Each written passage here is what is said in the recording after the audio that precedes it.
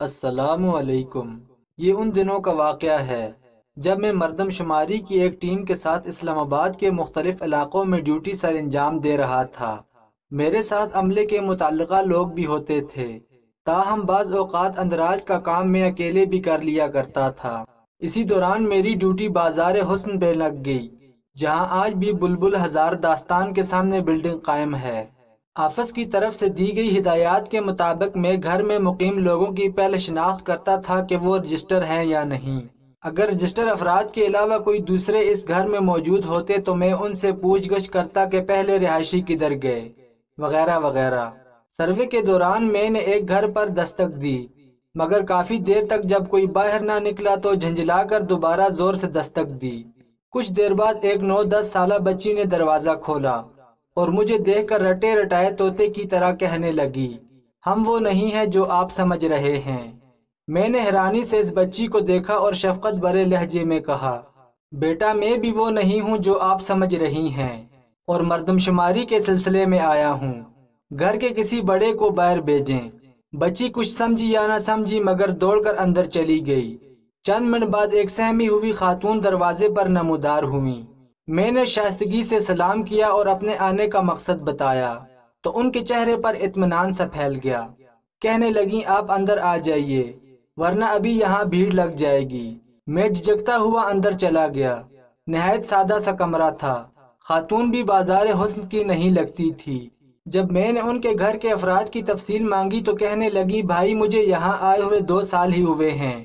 اس سے پہلے اس گھر میں کون مقیم تھا مجھے معلوم نہیں۔ اگر چاہیں تو میں ایک عورت کا نام بتا دیتی ہوں، آپ یہ معلومات ان سے حاصل کر سکتے ہیں، لیکن میرے لیے کوئی ایسی مشکل گھڑی نہ پیدا ہو جائے کہ یہ ٹھکانہ بھی مجھ سے چھن جائے۔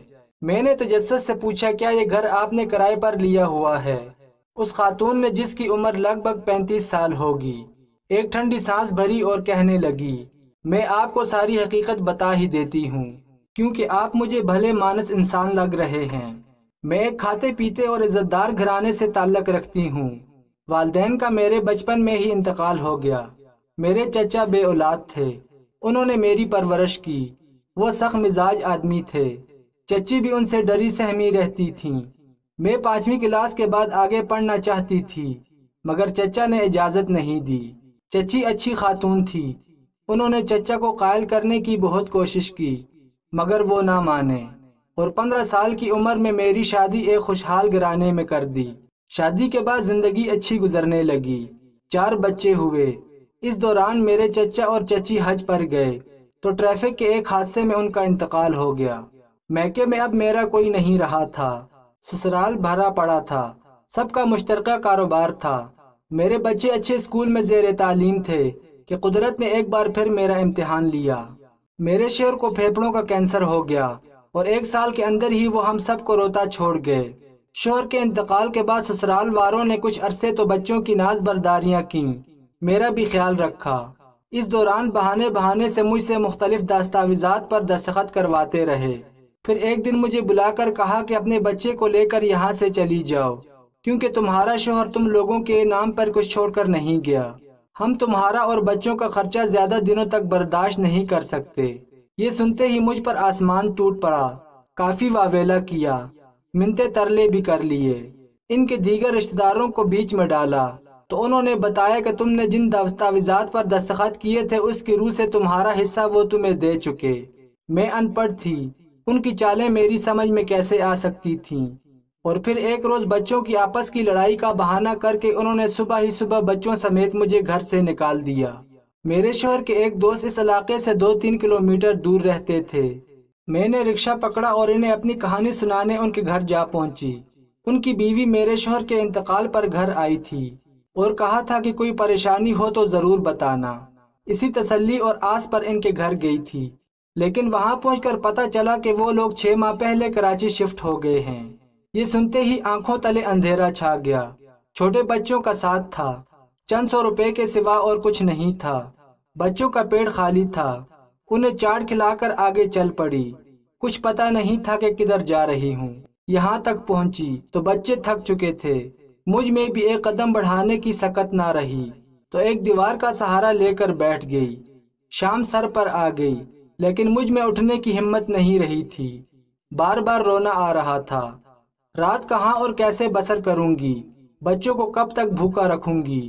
وہ بیچارے بھی بے حد ڈر گئے تھے، کبھی روتے کبھی کھیلنے لگتے۔ اسی اثنا میں ایک عورت میرے پاس آئی اور کہا، میں بہت دیر سے تمہیں اپنے گھر کی کھڑکی سے دیکھ رہی ہوں، شاید تم لوگوں نے صبح سے کچھ کھایا پیا بھی نہیں ہے۔ تم کہاں سے آئی ہو؟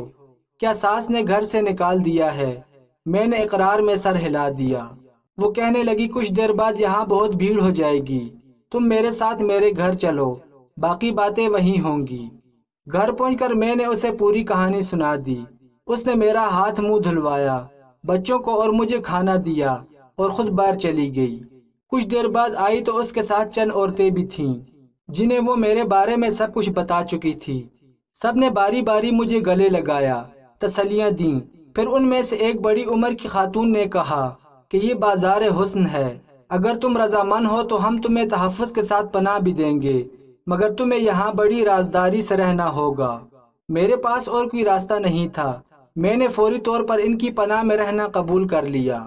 انہوں نے مجھے رہنے کے لیے نہ صرف اپنے گھر کے قریب ہی خالی گھر دیا، بلکہ میرا سارا خرچہ برداشت کرنے کی ذمہ داری بھی لے لی۔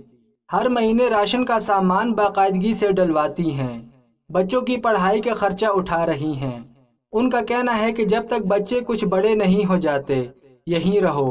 بچی کے بارے میں خاص ہدایت کر دی کہ اسے فی الحال گھر سے باہر نہ نکلنے دو، کیونکہ یہاں اچھے لوگ نہیں آتے۔ اس کے لیے ہم کسی ٹیچر کا بندوبست کروا دیں گے جو اسے گھر ہی میں تعلیم دے گی۔ وہ دکھی خاتون 2 سال سے بازار حسن کی بدنام عورتوں کی بے لوث خفیہ مدد سے انہی کے درمیان اپنے بچوں کے ساتھ عزت دارانہ زندگی گزار رہی تھی۔ یہ داستان سن کر میری آنکھیں بھر آئیں۔ مجھے ایسے لگا کہ میں کسی اور ہی دنیا میں پہنچ گیا ہوں۔ بلا شبہ اس معاشرے میں ایسی خواتین بھی ہیں، دنیا جنہیں بد کردار کہتی ہے، لیکن در حقیقت ان کے دلوں میں خدمت انسانیت کا جذبہ کوٹ کوٹ کر بھرا ہوا ہے، اور انہی جیسے لوگوں کی وجہ سے انسانیت ابھی زندہ ہے۔